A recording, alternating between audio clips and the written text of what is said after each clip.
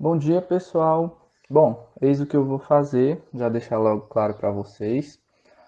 A gente está muito atrasado, né, em relação às outras turmas, porque a gente toda vez que é para ter aula do sétimo e do nono ano, né, cai na quinta-feira e quem tem feriado todo dia, toda semana é feriado. Enfim, é bom, mas enfim, é ruim porque a gente fica atrasado, né, no que a gente tem que estudar. E como as provas estão chegando, né? O que a gente tem que fazer? A gente tem que estudar pelo menos o capítulo 2 e 3, certo? Então, o que eu resolvi fazer? Eu vou gravar uma videoaula explicando, né, tudo que a gente precisa saber do capítulo 2 e 3. E no mais, não é muita coisa. Por quê? Porque o que realmente importa, assim, que eu coloco na prova, né, são os conteúdos gramaticais. E todo capítulo, né, só tem um deles. Então a gente vai ver o conteúdo gramatical do capítulo 2 e do capítulo 3 e eu vou explicar depois no Google Class como é que vão ser como é que vai ser a atividade de casa, né, essas coisas assim. Então, gente, para começar, a gente vai estudar primeiro sobre os pronomes do sujeito e os pronomes objetos. O que são eles? No português a gente tem o eu, tu, eles, nós, vós, eles. Então, não tem diferença disso para o inglês, né? Só que no inglês a gente tem o quê? A gente tem o I, you, she, he, it. E aí no plural nós temos o we, you e they, como vocês podem ver aí na tabela, né? Do lado tem uma outra tabela, né, com os pronomes objetos, né, que são o quê? O me, you, her, him, it, us, you e them. Tá, qual é a diferença? Por exemplo, se eu disser que eu comprei uma bicicleta, né, eu digo assim, eu comprei uma bicicleta, e eu comprei uma bicicleta. Ok. Se na mesma frase eu quiser dizer eu comprei uma bicicleta, eu lavei a bicicleta, eu não falo assim, né?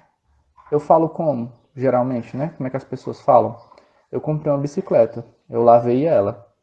Então esse ela é o pronome objeto, né? Por quê? A gente troca para não ficar repetindo a mesma coisa direto, entendeu? Então, para cada sujeito do vai ter um objeto, um pronome objeto para ele. E beleza. Se vocês prestarem atenção, o pronome you e o pronome it, eles são iguais, né? Qual é a diferença?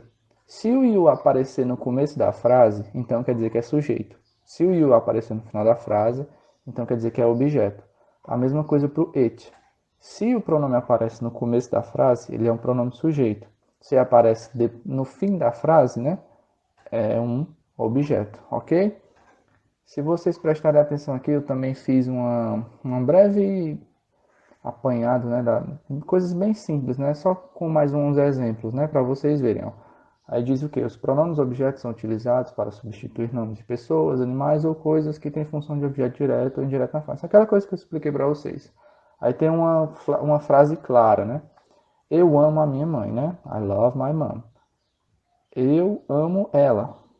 Para não ficar repetindo minha mãe direto, eu digo eu amo ela. E como é que eu digo ela com o pronome objeto em inglês? Her. Ok? E aí tem mais alguns. Ó. They bought her a new bike. Eles compraram uma bicicleta nova para ela, né? We are studying for it. Nós estamos estudando para isso.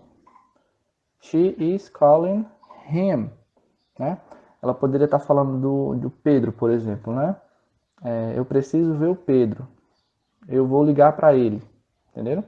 Então, ó, she is calling him, né? Porque ela já deve ter falado o nome dele, a gente já sabe quem é essa pessoa que ela está falando. Bom, esses são o sujeito e pronomes do objeto, certo? Agora a gente vai para um verbo modal bem simples, tá? O que é o verbo modal? Ele modaliza o discurso, né? É o can e também tem a forma negativa dele que é o can't, né? No livro de vocês, se vocês derem uma olhadinha aí, né? No capítulo 3, né? Na parte de gramática, né? Que tem lá Language Arena, alguma coisa assim. Vocês vão ver esse quadradinho aí, ó. Aí tem lá can e can't, e tem dizendo permission, né, que é permissão.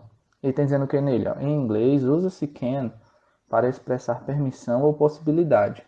Em frases afirmativas, usa-se o can, em negativos o can't. Na forma interrogativa você deve inverter o verbo e o sujeito. Aí eles dão os exemplos aqui, né? Quando eu quero dizer que a pessoa pode, né? Ela tem permissão para aquilo, né? Paul can use the computer for 2 hours a day. Ou seja, Paul pode usar o computador por 2 horas por dia, né? No segundo exemplo, I love music, but I can't play any instrument. Ou seja, eu amo música, mas eu não consigo tocar nenhum instrumento, né? Uma pena.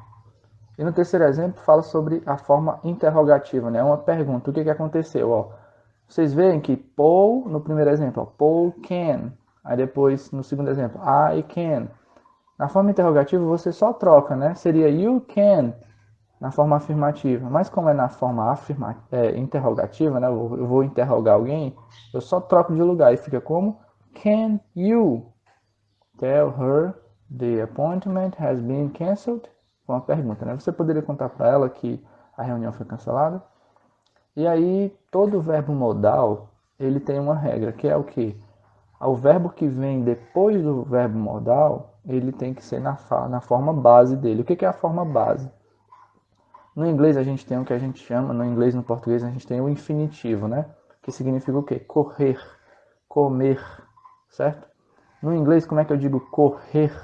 Eu digo to run, comer, to eat.